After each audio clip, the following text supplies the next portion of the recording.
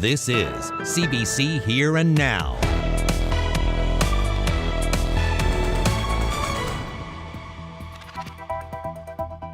I'm calling Connors in Corner Brook, where the paper mill is shut down again.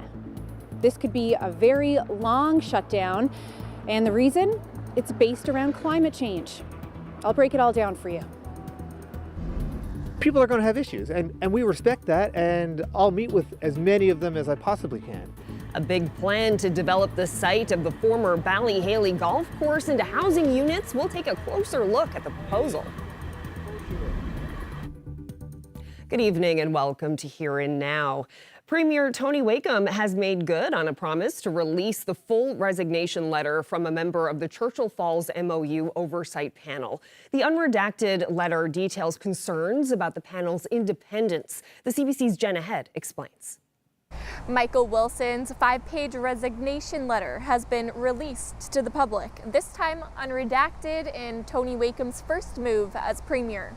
Wilson resigned from the Churchill Falls MOU Independent Review Panel in May, telling the previous Liberal government they could get a better deal. The panel's work wasn't meeting public expectation, not going deep enough into the Memorandum of Understanding, and the panel's independence had become impaired. Now to take a look at that letter, it appears the clerk of the Executive Council and Wilson were not on the same page when it came to the panel's scope of responsibilities. In the letter, Wilson says the scope of oversight should have applied to the negotiators and their mandate, not just the MOU. After being met with limitations, he says there was a misunderstanding over the scope of the panel's responsibilities. The letter goes on to say the clerk was making suggestions for how the panel should do its job.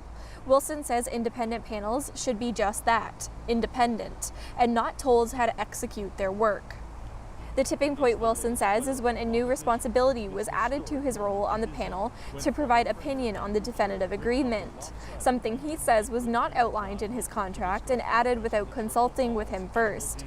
Wilson pushes back on being asked to do this. He says providing that sort of opinion on the agreement should be left to the external advisors, whereas the oversight panel should be responsible to making sure those advisors have the right experience and skills to provide relevant input.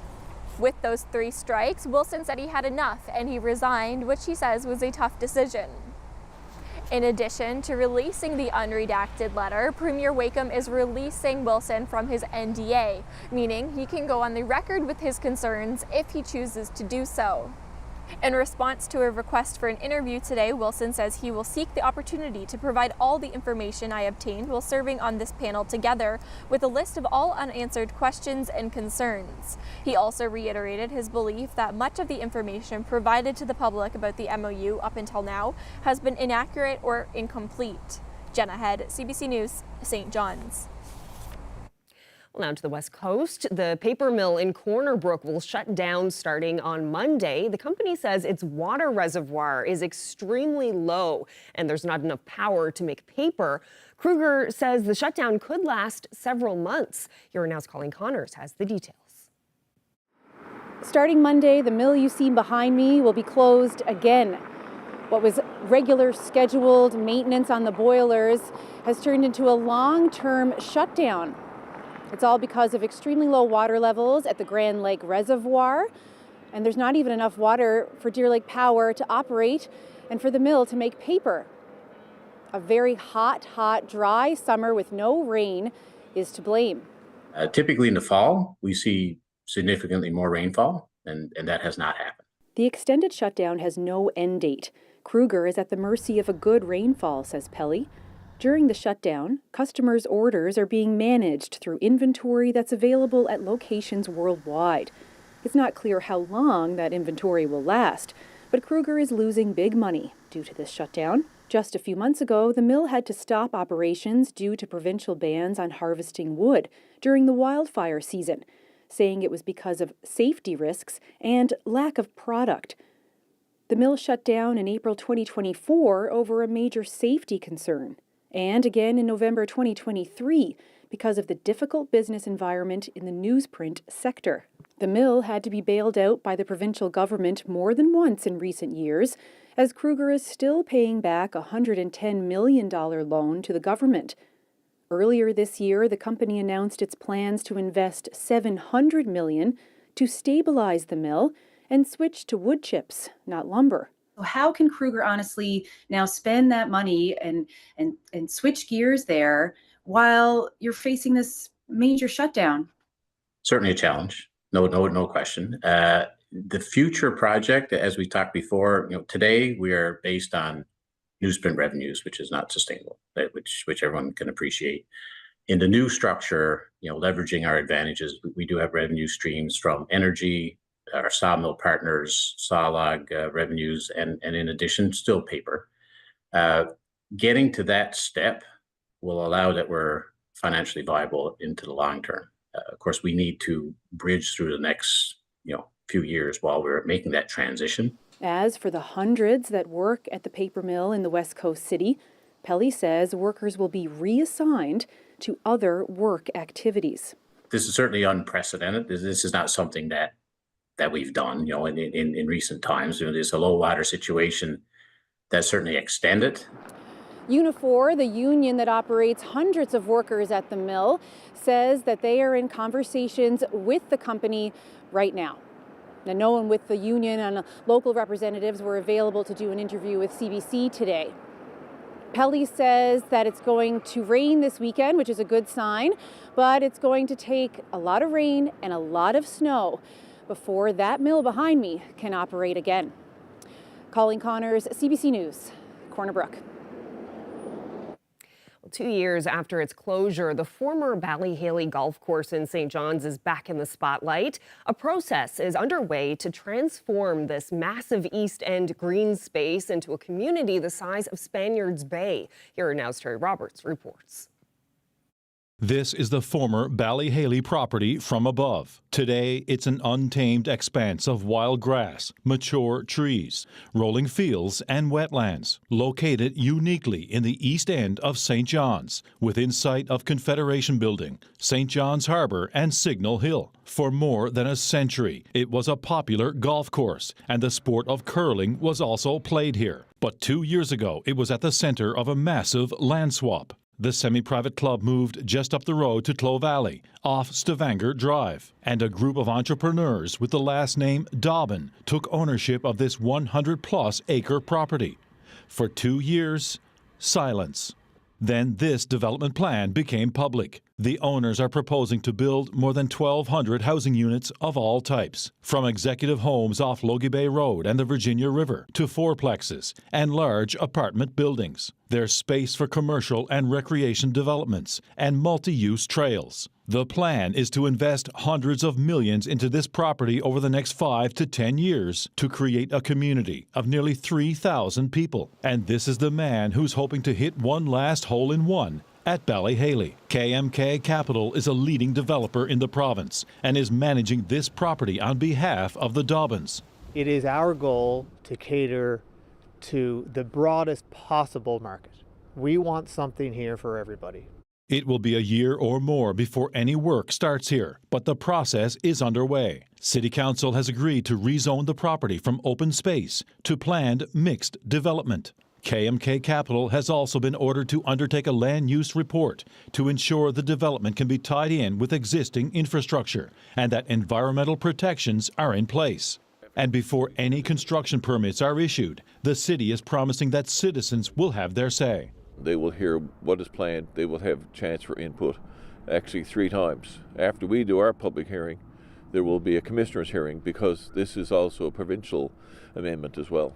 People are going to have issues, and we respect that, and I'll meet with as many of them as I possibly can. Right now, this is a draft plan. It will likely change as the approval process unfolds. But this developer is excited to be part of a project he says will help address the housing shortage. We believe there is demand today, and there will be into the future, for more and more housing in the city, particularly in a location like this that is really very central. And this municipal politician is conditionally supportive.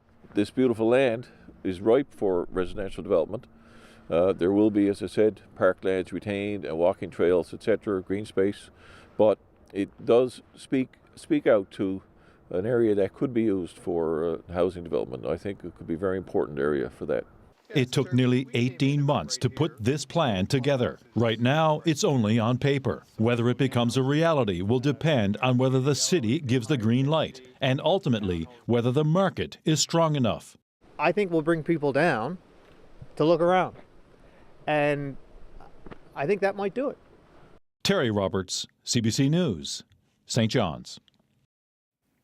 Well, two kickboxers from this province enjoyed big wins at the recent North American Championships, but both fighters still have their sights set on winning more matches, improving their skill set, and trying to grow the sport here.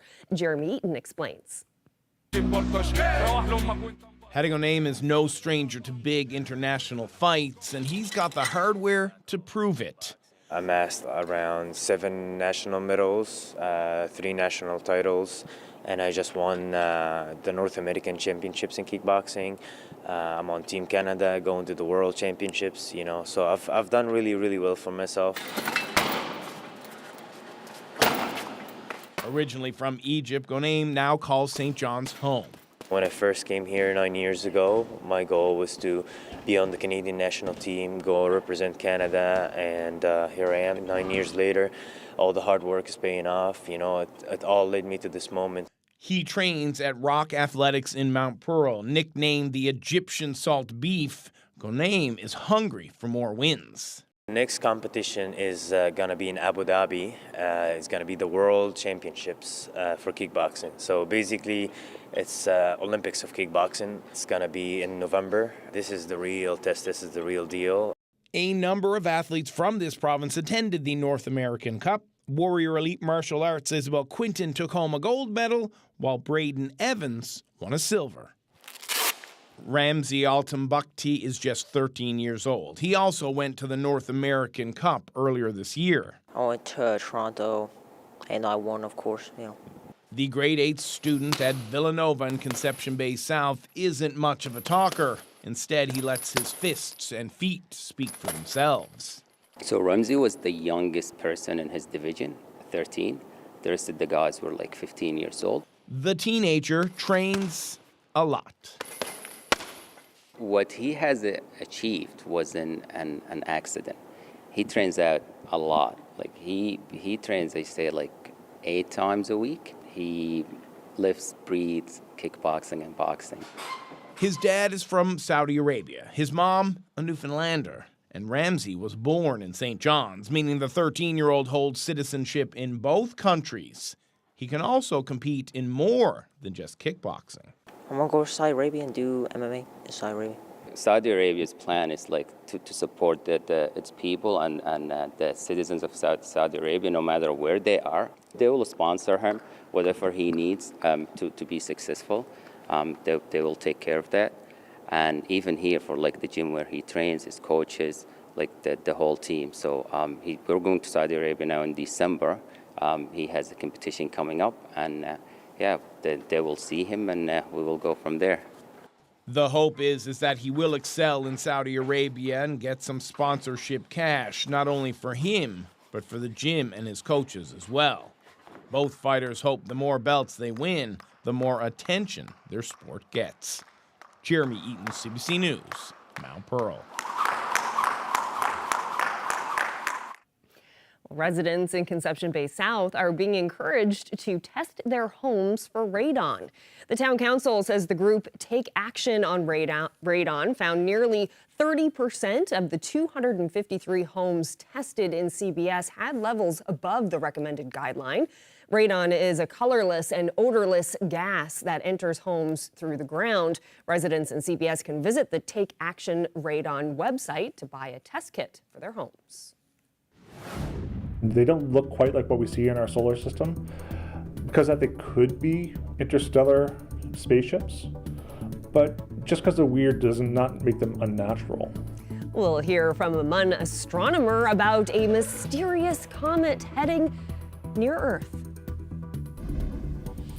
And we are going to talk about the weather. The forecast over the next 24 hours looking a little wet and windy. So we'll talk about that and what Melissa may bring to parts of the province. And then we've got snow on tap for Labrador. I'll get into all the details a little later.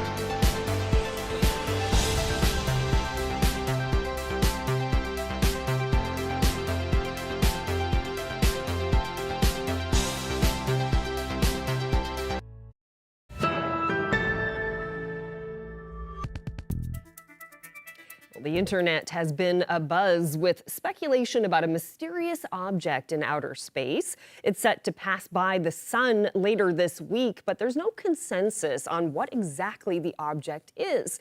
And because of the U.S. government shutdown right now, NASA hasn't been providing updates on it. The CBC's Chrissy Holmes dropped by Memorial University to sort science fact from fiction. Hilding, we've seen so much noise online about 3I Atlas. Maybe it's alien, maybe it's not. Maybe it's just a big space rock, a comet. But from your perspective, what is it? Well, we don't have the information to say that it's alien. For it to be alien, it has to be emitting an artificial signal. And the problem is we don't know how to distinguish an artificial signal from something that we don't understand in nature. And we don't understand 3I Atlas. It's coming from another solar system, it's moving fast, it has a weird composition. What we see is some funny things. It looks like it has a lot of nickel and not much water, which is weird for a comet. Usually comets have two tails, one pointing in the direction of motion and one pointing directly away from the sun, whereas 3I Atlas has a tail pointing towards the sun. We call it an anti-tail. And it's doing all these weird things. It has a very weak coma because you would expect as it gets closer to the sun, radiation will create a puffier, gaseous object. And its coma is very limited. And all these things are kind of strange. We don't really know what's going on. So what does all of that tell you, all of those anomalies in summary? Well, it tells us that we need a lot more data and information. We've only seen 3 of these interstellar objects, so we don't really have a number that tells us whether this is really weird or just different from our solar system. It could have come from a solar system tens of light years away with very different properties. And then traveling through interstellar space, who knows what would happen to a comet. So we don't really know what's going on, but it raises a lot of questions about how these things evolve and travel in space. But we're hearing people like Avi Loeb, astrophysicist from Harvard University, say things publicly like there's a 40% chance this could be alien tech. How should we perceive that information? Well, the idea that an interstellar object could be a spaceship is not new. Science fiction authors have been playing with this for years, most famously Kim Stanley Robinson's Mars series. And so Professor Loeb has kind of speculated that these systems, because they're slightly weirder, they don't look quite like what we see in our solar system, because that they could be interstellar spaceships. But just because they're weird does not make them unnatural. It just means we don't necessarily understand the nature of them properly. When we're talking about objects like this, I mean, how has the space and science community reacted? I think we're very excited. Like I said, we've never seen them before. We never really had the ability to detect them before because most of our telescopes we would point up knowing what we're looking for. But now we have new systems like the Vera Rubin telescope, which just stares out into space every night looking at different patches. And so finding these, we start building statistics, we start seeing populations of these, and we start understanding how comets and asteroids change between different solar systems, which is something we've never been able to do before. Considering the possibilities of what 3I Atlas could be, how prepared do you think the world is to consider all of the possibilities of what this thing could be? I think that's a good question. I don't think we have a great handle on being able to distinguish what is intelligent life or alien life, short of it opening a window and waving at us. I think when we see these things, it's very easy to sort of say, we don't know what it is, so therefore it's aliens. But there's so much we don't know. And we have to basically eliminate every other option before we can do aliens. So that's a very big claim, and the big claims require big evidence. And to butcher a Carl Sagan quote. And that's a big issue. So having scientists go out and say, this could be life, this could be life, this could be life, is, I think, creating a lot of noise in the signal. What do you think it is? I think it's an asteroid or a comet from another solar system. The universe is a big place, the galaxy is a big place. We know that objects are thrown out of our solar system all the time. Why couldn't objects from other solar systems come here?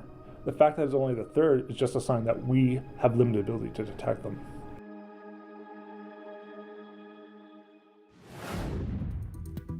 Well, we've been looking at Halloweens of years gone by, stories in the CBC archives, and back in 1991, a diving club took to the waters off Portugal Cove for a seasonal excursion.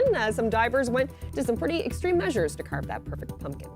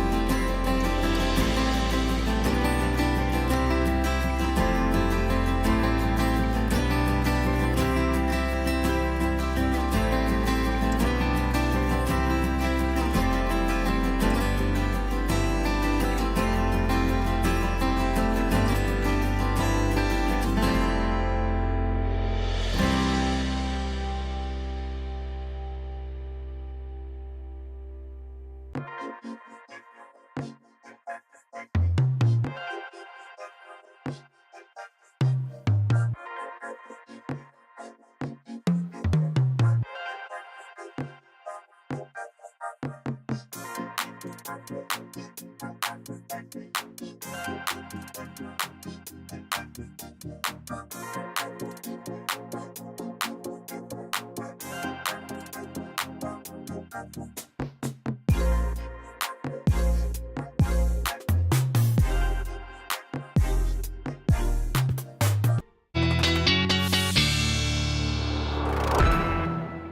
Ashley, I know a lot of people have been asking you about Hurricane Melissa and whether or not we're going to see any of the effects from that storm. And I guess it's getting closer now, so there's a bit more agreement on what might happen. You know what? At this point, really, no, because we're starting to see there's not a whole lot of agreement in the first place, but the forecast is changing. We have a Category 2 hurricane still at 165 kilometer per hour winds. Those gusts still upwards of 205 kilometers per hour. And it is moving north-northeast. It is racing to the north-northeast around 39 kilometers per hour. So this is going to continue that track as we head through the next couple of, well, at least the next 24 hours anyway. And then by the time we get to the Friday afternoon time frame south of the Maritime provinces as a Category 1, and then eventually at this point now tracking to the southeast of Newfoundland and Labrador. So this is the latest update from the National Hurricane Center, now pushing the track further east, further offshore. So we're just the tip of the southeastern portion of the Avalon, now in the cone of uncertainty. So that is good news. That means that it's taking most of the high winds that are close to about 120 kilometers per hour offshore. So that will stay that way, it looks like, at this point. Now, there's still a chance that we'll see it drift a little bit further west, but for now, that is what that track is looking like. Now, for the Friday night into Saturday time frame through the day on Saturday, regardless of what the track is, it's still going to bring some fairly high waves for the southern areas of the island as well as the eastern portion of the island. So keep that in mind. Now, as far as what this means for the little trick-or-treaters, because really, at this point, that's all that matters. We've got a fairly nice forecast temperature-wise. It's going to be mild, between 8 to 10 degrees across the island. Southern areas of the island, though, you'll already be in showers through the day tomorrow. But we will start to see some showers move in for the west around trick-or-treating time. But again, those temperatures will be nice and mild. The rain should hold off for central areas as well as the Avalon until 9-10 o'clock tonight or tomorrow night, and again those temperatures will be nice and mild, 9 to 10 degrees, but it is going to be breezy. Those winds will be either east or southeast, somewhere between 40 to 60 kilometers per hour. Now for Labrador, different story. Showers for you in Happy Valley Goose Bay, temperature around 7 degrees. West, you're looking at your showers changing over to flurries, and then that will be the story with some accumulating snow through the overnight and through the day on Saturday. Your temperature is much cooler at 2 degrees. So let's take a look at what's happening now. We're sitting under a nice big ridge of high pressure, 9 degrees at the moment. We're going to continue to see these mild temperatures as well. Single digits for the most part up across Labrador. Happy Valley Goose Bay sitting around the 10-degree mark. As we head through the night tonight, temperatures will drop in low-lying areas through central around the 0-degree mark. Otherwise, somewhere between 1 to 8 degrees for most of the island. Labrador between 1 and 5 degrees overnight tonight, and relatively light winds.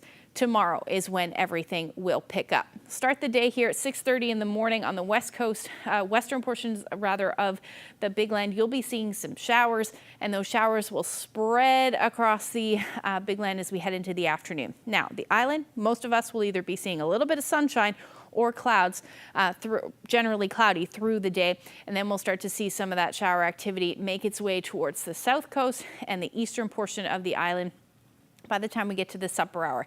Now, there is a bit of disagreement as far as the timing so far. This area of low pressure, very different from Melissa, which will track to the southeast. But there is still some showers likely, which will be heavy at times through the evening for the western portion of the island, and then eventually overnight, Melissa heading offshore there, but we'll still see some effects from that as far as the rainfall goes. But most of the winds will be somewhere between 60 to as much as 80 kilometers per hour through the overnight. Then we see that transition through to snow. That will be the case for Lab West and central areas of Labrador as well as we get into the Saturday timeframe. How much rain are we talking? Well, likely in the heaviest rain, 30 to 50 millimeters of rain. We may see a little bit more for Labrador, but this is the snowfall, about 5 to 10 centimeters likely by the time we get into Sunday. I'll have your long-range forecast coming up a little later. Thanks, Ashley. Well, beginning on Monday, masks will be required in all clinical areas of healthcare facilities throughout the province. The move comes as the number of infections from respiratory illnesses is rising. The CBC's Zach Gowdy has more. Masks are required once again because we know they work. It makes sense. Dr. Natalie Bridger says masks protect people receiving care in places like this, and right now they need more protection. Beginning Monday, masks will once again be mandatory in all clinical areas of hospitals, healthcare facilities, and long-term care homes throughout the province. Newfoundland Health Services says these facilities are reporting an increase in respiratory illnesses. Dr. Bridger is an infectious disease specialist. She's seeing that increase and says that wearing a mask when you go into a healthcare facility is the best way to keep viruses out. There's a lot of COVID-19 spreading through the community right now, and so we're seeing some of that coming into our hospitals. But also, we want to get out ahead of some of the other common respiratory viruses like influenza, RSV. So we want to get people to wear their masks in any place in healthcare where people are receiving care to try to kind of curb the spread of these important viruses. Last year was the worst flu season on record in Newfoundland and Labrador, with more than 2,000 confirmed cases and more than 700 people hospitalized. There were also more than 100 people hospitalized with COVID-19 last year, most of them seniors. Besides wearing a mask in healthcare settings, Dr. Bridger says there's one more thing we can all do to reduce those infections this year. The timing of the mask requirement was a little bit deliberate to coincide with the timing of the COVID-19 and influenza vaccine campaigns, just to get people thinking about the things that they can do to prevent infection in themselves and in their neighbors. So absolutely, if you can receive your COVID and influenza vaccines, please do it. Newfoundland and Labrador Health Services says it will continue to monitor infection rates through the winter and will reevaluate the masking guidelines in March 2026. Zach Gowdy, CBC News, St. John's. Well, jump scares and laughs for Halloween shoppers in St. John's. A local actor is dressing up and sharing reactions from shocked shoppers on TikTok. Abby Cole has that story. This Spirit Halloween in St. John's has been bustling with people trying to find the perfect Halloween costume. But shoppers need to be careful because while most of these decorations are fake, something more real could be right around the corner. Mitchell Marsh is known as Infamous Mitch on TikTok. He dresses up in creepy costumes trying to look like one of these Halloween store animatronics. Well, for the past 9 years, I've been kind of dressing up as an animatronic and pretending to, scare people that are unsuspectedly going by. And he has a hidden camera, live streaming shoppers' screams and scares straight to TikTok. It really does pay off because it's just super exciting to be able to look at the content after when you're kind of in the costume doing your thing, and I'm so focused on getting people, but afterwards to watch all that and sit down and laugh, it's well worth it. Marsh has amassed over 1 million followers online and says people all over the world watch his videos. Over the last couple of years, it really started to get big because for the longest time I wasn't posting it. And when I started doing the lives, I jumped from 800,000 to 1.2 million and verified. It's usually all over the country, so I get from US to Russia to Mexico and UK is my biggest people that kind of are always in viewing. But after Halloween, the shenanigans don't end there. You might also see him around town dressed up as the Grinch. Grinch thing was kind of an idea that I want to transition after Halloween. I was I kind of got this space where I need to do something. And it originally started with Ronald McDonald House doing charity, and I did a latex and, did up a Grinch. And now I've really stepped my Grinch up to a high-end prosthetic. I've had people message me that said, they're having a bad day at work, or they were having a bit of depression in their life, and they said my videos have really made their day or made their week, and they look forward to them every year, and they just say it's the season of Mitch, and I'm more than happy and glad to really brighten people's day. Spooky season might almost be over, but Marsh says you're gonna be able to see the Grinch soon. So while you're doing your Christmas shopping, you're still gonna have to keep an eye out. Abby Cole, CBC News, St. John's. Well, eyes to buy that builds their boat, and eyes to buy that sails her, eyes to buy that catches the fish and brings them home to Lizer. Newly sworn in Tourism Minister Andrea Barber marking her cabinet appointment on social media, staying true to her own unique style. She celebrated the announcement via dance video.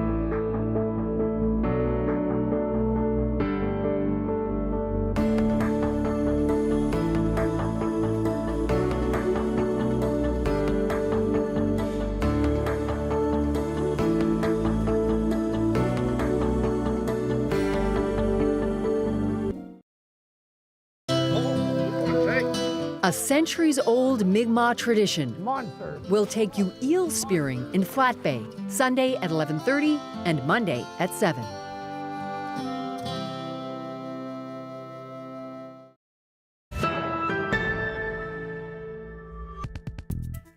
Premier Tony Wakeham talked about his cabinet selections today. Ministers taking on multiple portfolios, saying they're ready for the hard work ahead. He also reiterated his plans for an independent review of the Churchill Falls MOU. The Premier spoke with Jen White on the St. John's Morning Show this morning. Many of your ministers are managing several different portfolios. For example, Leila Evans is in charge of health, mental health and addictions, Labrador affairs, and Indigenous relations and reconciliation. Is that a manageable workload for ministers who are all serving in cabinet for the first time? It's not about just the person or about the name or about the numbers. To me, it's about the action you take. And I think that's what we're reflective of. We're turning around and making sure that at the end of the day, we deliver on the commitments being made during the election. Obviously, Leila is a strong person, a very well-educated person, a very smart person, a very passionate person, and I can think of no one better to lead this province when it comes to health care and Labrador affairs. That wasn't meant to be a dig at Leila. I just want to go back and reiterate that. But I just mean there's going to be a lot on their plates, right? Is it a lot for a minister to manage 4 or 5 different portfolios at once? Well, it's not just about the name and where you put the portfolios. It's about how you support them underneath. And clearly that's something that we took a hard look at. Healthcare will be of concern to all of us, and that's exactly what it will be. I intend to make sure that we deliver on our commitments, and healthcare being one of those, and be directly involved in that. You've also pledged not to proceed with the Churchill Falls deal before a referendum. Have you ordered the province's negotiating team to stand down and discontinue talks with their Hydro-Quebec counterparts? No, not at this time. What I've said first, the first thing that needs to happen is an independent review. So I have, and we will start that process now immediately. We were sworn in yesterday, so I'm officially now the Premier. So I want to make sure we get started on that, and within the next 2 weeks, get that independent review started. Do you have full confidence in the leadership at NL Hydro? Well, to me, it's not about individuals. It's about the issue, and I want to focus on the issue. And the issue for me is making sure that Newfoundland and Labrador get the deal that's the best for Newfoundland and Labrador for the long term. Because, again, we're talking about signing agreements for 40, 50 plus years, and I want to make sure that we get that right. And the current negotiating oversight committee is chaired by consumer advocate Dennis Brown. Have they been dismissed? Not at this time, no. I have not taken any of those made any of those type of decisions yet. As I said, we were sworn in yesterday. So now the process is to get into government and start looking at what was set up, how it was set up. But I have committed to an independent review, and I intend to follow through on that. We are currently in a dire financial situation. We're facing a net debt that's approaching $20 billion. And with 545,000 people here in the province, we have the highest per capita debt across in the country. What is your plan for dealing with our debt? Well, that's exactly when during the campaign, I laid out commitments that I would make. And my first priority was to try to help the people in Newfoundland and Labrador balance their budgets. But we do recognize the significant financial challenges we have. And it's not going to be something that you can simply flip a page and all of a sudden this has gone away. It's going to take a long-term plan, a long-term strategy, something that unfortunately the previous government did not do. So that's important to me. But it's also important to me to make sure that the people of the province fully understand what that looks like. So no more about putting revenue in a budget that we won't collect for years down the road. Those are the type of things I think that people of Newfoundland and Labrador want to see a change. They actually want to be told up front exactly where we're to and how we're going to deal with it, and I intend to do that.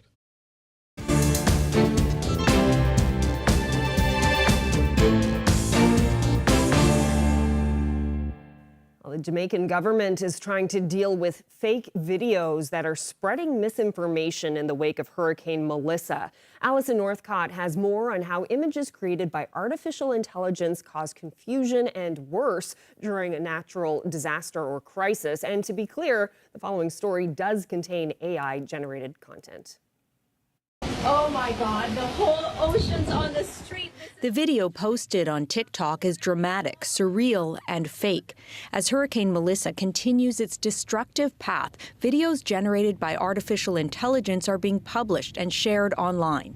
All of these videos coming, many of them are fake, and so we urge you to please listen to the official channels. During an emergency, AI can hamper rescue and relief efforts and mislead people about the threat, says this emergency management expert. If the information, for example, falsely tells them that everything is okay or pretend to be okay, of course, they may not be reacting as expected, which may put them in danger. On the other hand, he says fake catastrophic images can cause panic for people and confusion for emergency responders.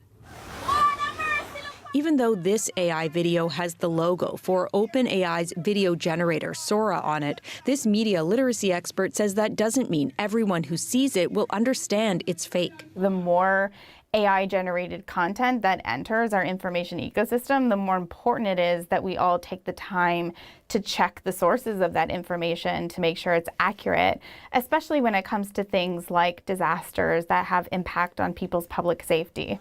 But some say the platforms have a responsibility too. It can't be on individuals to be making this decision every day about whether the video their uncle posts is fake or not. And that, I think, is the point where we really need to push past media literacy as just the solution and look for more accountability on the part of platforms that have been pushing AI. TikTok says creators have to label AI-generated content, and if it's harmful or misleading around important public matters, it's not allowed. Environment and Climate Change Canada says fake images of weather events can not only put people at risk, but also erode trust in experts to provide credible forecasts. Alison Northcott, CBC News, Montreal.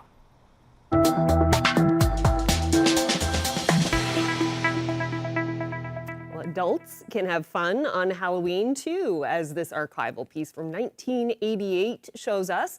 A CBC reporter made the trek to George Street to check out the second annual Mardi Gras Halloween event.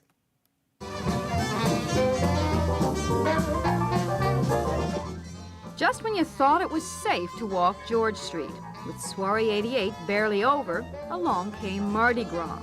For the second year in a row, St. John's has taken a cue from New Orleans and held its own street party, complete with masks and the music of Dixie. Might never be me. Might never be cross to try to be boss. It was you. Anybody who was anybody was there. There were politicians,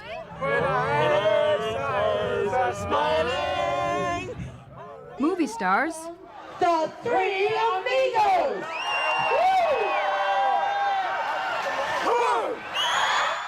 but not everyone was in costume. Many were there just to look or to be entertained. Others tried to make new friends.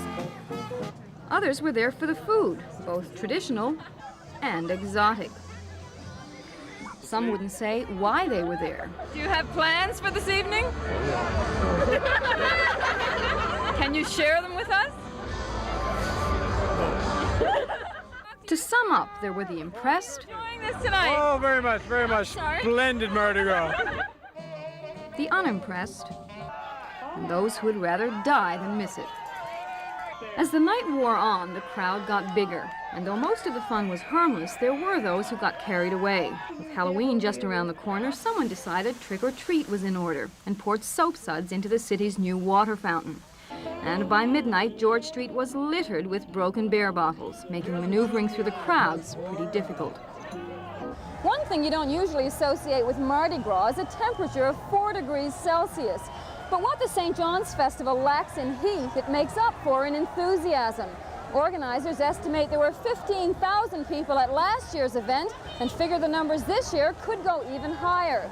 And while the size of the turnout is good news for the organizers, it's a safe bet the cleanup crews are less than thrilled. Deborah Collins, CBC News, St. John's.